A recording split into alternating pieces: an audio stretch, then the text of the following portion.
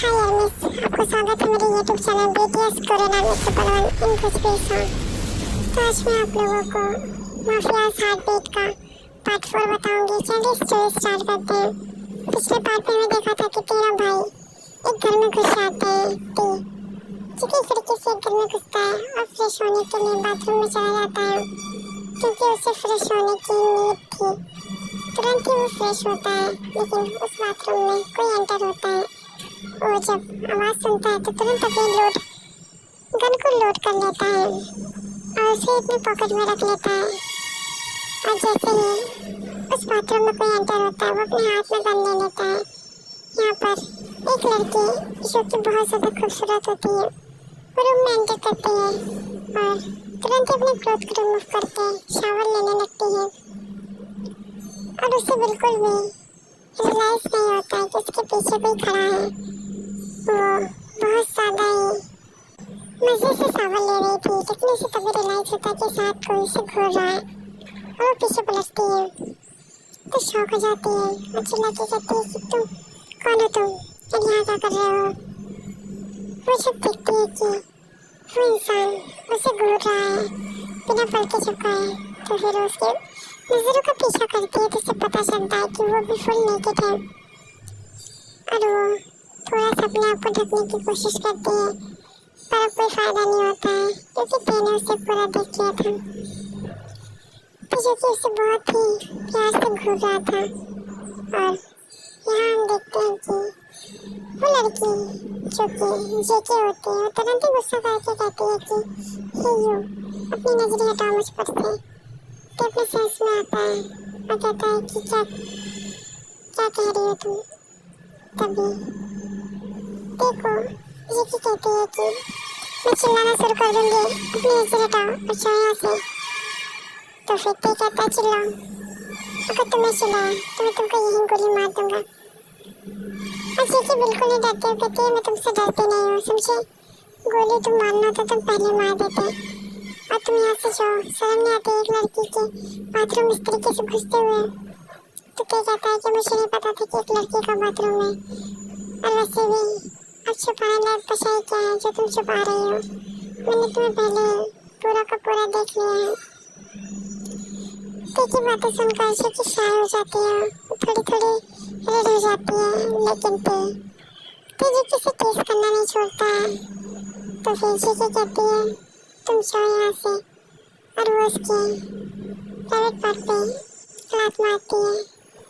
ते को दर्द होता है, ते जो कि अपने हाथ जल्दी से वहाँ रखता है और कहता है पागल औरत, तुम्हें बिल्कुल भी शर्म नहीं है क्या। तो फिर जेके कहते हैं मुझे क्यों शर्म होगी जब तुम्हें ये है। और वो तुरंत ही उसे अपने बाथरूम से बाहर निकालती है और खुद को क्लोथ पहन लेती है।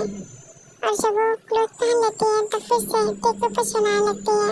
अब हम दूसरी साइड देखते हैं, यहाँ पर हमारा युंगी जो कि बालकनी से एंटर करता है और बहुत ज़्यादा ही धीरे धीरे, क्योंकि वहाँ पर एक क्यूट सी एंजल सो रही थी, उसे डिस्टर्ब नहीं करना चाहता, बस यही रीज़न था। और वो तुरंत ही उस रूम में जाने लगता है, लेकिन तभी वो देखता है कि उसकी गन कहाँ है। उसकी गन बालकनी में ही गिर गई थी। अब वो देखता है कि वो लड़की हरकत करने लगी है। तब वो तुरंत ही पर्दे के पीछे छुप जाता है, लेकिन वो कोई और नहीं जिमिन होती है। जिमिन जो कि उठ के बैठती है और गन देखती है और तुरंत ही उसे उठाने वाली होती है। यहाँ पर युंगी देखता है कि उसके हाथ में गन, वो भी दौड़ने वाला था पर जिमिन उठा लेती है। जिमिन उसे देखती है, युंगी डर रहा था क्योंकि गन लोडेड थी। एक बार भी अगर उसने चलाया तो गन से गोली निकल सकती है, वह बहुत तेज आवाज़ होगी। और तुरंत ही यहाँ पर हम देखते हैं कि युंगी जो कि आता है और कहता है प्लीज़ छोड़ो उसे। तो फिर अब युंगी की बात जिमिन नहीं मानते, कहती है कि नहीं छोड़ूंगी। ये मेरा खिलौना है, मैं तुम्हें नहीं दूंगी। अब युंगी इससे इरिटेट होता है और कहता है कि नहीं, ये मेरी गन है, दो मुझे। तो फिर जिमिन कहती है कि तुम यहाँ मेरे रूम में आए हो, मैं चिल्ला सकती हूँ। तो फिर युंगी कहता है कि नहीं, तुम नहीं चिल्लाओगी, लेकिन प्लीज मुझे दे दो, मैं तुम्हें और अच्छा खिलौना ला के दूंगा। तो फिर जिमिन कहती है नहीं, मुझे यही चाहिए, ये बहुत ज़्यादा अच्छी है, इससे मैं झिझुम झिझुम करूँगी और लोगों को मारूंगी। युंगी मन में कहता है ये पागल लड़की लोगों को मारने के लिए ही है, अगर तूने एक गोली चलाई तो मैं यहाँ निपट जाऊंगा। और युंगी इस तरीके से अपने मन में बोल रहा था, पर जिमिन के सामने नहीं बोल पा रहा था। जिमिन कहती है कि मुझे चाहिए ये, मैं गुड गर्ल हूँ, मुझे खेलना है। तो फिर युंगी कहता है कि तुम्हें खेलना है तो तुम खेलो, लेकिन प्लीज मेरी गन से नहीं। अगर ये तुम्हारी है तो फिर तुम्हारे पास अब तक क्यों नहीं थी? मेरे आने के बाद ही तुम्हें मिली। तो फिर जिमिन कहती है शायद दीदी ने छुपा के रखी होगी यहाँ पे होगी, तो देखता उसकी कोई चाल नहीं चलने वाली है। और वो जिमिन को मना भी नहीं पा रहा है, वो थोड़ा सा अब इरिटेट होने लगा था यहाँ पर। जिमिन जो कि उसे बिल्कुल भी मौका नहीं देती है कुछ भी बोलने का, वो खुद ही सब बोल रही थी। आज पहली बार माफिया किंग सेहोन बिल्कुल चुप, सिर्फ सुन रहा था, कुछ बोल नहीं पा रहा था। ऐसा नहीं उसे गुस्सा नहीं आ रहा था, उसे गुस्सा बहुत आ रही थी जे के ऊपर, लेकिन फिर भी वो कुछ नहीं बोल रहा था क्योंकि गलती थी उसकी। उसने आज फुल नेकेड गर्ल को देख लिया, जिस लड़के ने आज तक कभी किसी लड़की को नहीं देखा, और वो आज एक लड़की को फुल नेकेड देख लिया यहाँ पर युंगी, जो कि जिमिन से बात ही नहीं कर पा रहा था। ऐसा नहीं कि जिमिन क्यूट नहीं है, लेकिन वो युंगी तक को अपने कब्जे में करके रखी है। युंगी से तो उसके घर के नौकर भी डरते हैं, और यहाँ पर जिमिन से कोई फर्क नहीं पड़ रहा था। और जिमिन से युंगी अब पहली बार डर रहा था किसी से, क्योंकि उसके हाथ में गन थी और वो बिल्कुल नहीं चाहता था कि इसे कुछ हो जाए, क्योंकि वो उसकी प्योरनेस उसकी आंखों में देख पा रहा था। वो कितनी ज़्यादा इनोसेंट है यहाँ पर। युंगी शुक्र उसे मनाने की कोशिश करता है, पर जिमिन कहती है पहले तुम मेरे जोजो के साथ खेलो, फिर हम दोनों खेलेंगे पहले जोजो के साथ, तब मैं तुम्हारी गन दूंगी। यहाँ पर युंगी के पास कोई इशारा नहीं आता और कहता ठीक है। अब जिमिन अपना जोजो उसे पकड़ा देती है और उसे एक कंघी देती है और कहती है इससे इसके बाल झाड़ो और छोटे बनाओ। तुरंत ही अब युंगी उसके बाल में कंघी करके छोटी बनाता है, और जिमिन जो कि अपनी एक गुड़िया के साथ उसे शावर दिलाने गई थी। यहाँ पर युंगी आज बच्चों जैसा बिहेव कर रहा था, क्योंकि कभी उसके लिए पॉसिबल ही नहीं था, लेकिन अब युंगी कर भी क्या सकता है। आज वो एक चुस्ती एंजल से मिला और उसे तो ये सब करना ही था।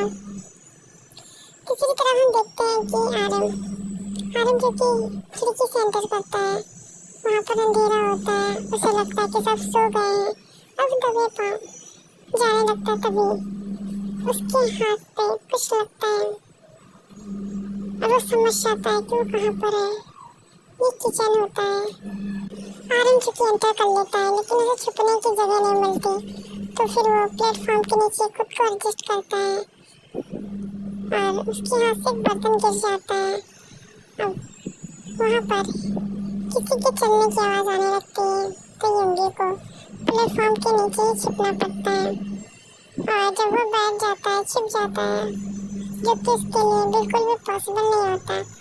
एक तो उसे गन लगी होती है, गोली, इस वजह से उसे बहुत ज़्यादा ही जल्दी घर जाना था, लेकिन आरम को कोई फर्क नहीं पड़ता कि उसे चोट लगी है और वो चुपचाप से नीचे बैठा होता है। यहाँ पर जब देखते हैं कि यहाँ पर जिन आती है, जिन जो कि किचन में आके देखती है और खिड़की बंद करती है। उसे लगता है कि बिल्ली ने गिराया होगा और वो उस बर्तन को उठाने लगती है। तभी उसकी नजर प्लेटफॉर्म के नीचे बैठे आरएम पे पड़ती है। ओके, आर्मी जिस पार्ट को मेन करती है नेक्स्ट पार्ट में जाने की, आरएम को देख के क्या जिन चिल्लाएगी या फिर कुछ और हंगामा होगा। तो भाई अभी सलाम जी, नेक्स्ट पार्ट में पता चलेगा। और अगर स्टोरी अच्छी लग रही है तो फिर लाइक कमेंट कर दीजिए। और अगर आप लोगों को मेरी डबिंग अच्छी लग रही है तो उसके लिए भी मुझे कमेंट करके बता दीजिए कि डबिंग अच्छी है या फिर नहीं, तो फिर आपको मैं उसी हिसाब से दूँ। और मैं से एक डबिंग स्टोरी और एक लव स्टोरी दे रही हूँ एक दिन करके, क्योंकि मेरे पास दोनों ही हम आदमी हैं और मुझे ऐसा लगता है कि आप लोगों को डबिंग और लव स्टोरी दोनों ही अच्छी लग रही हैं। तो इस वजह से मैंने दो कंटेंट का यूज़ किया है और मुझे अच्छा लग रहा है कि आपको दोनों ही कंटेंट अच्छे लग रहे हैं। तो भाई आर्मी सराहनीय, love you so much army, thanks for support army.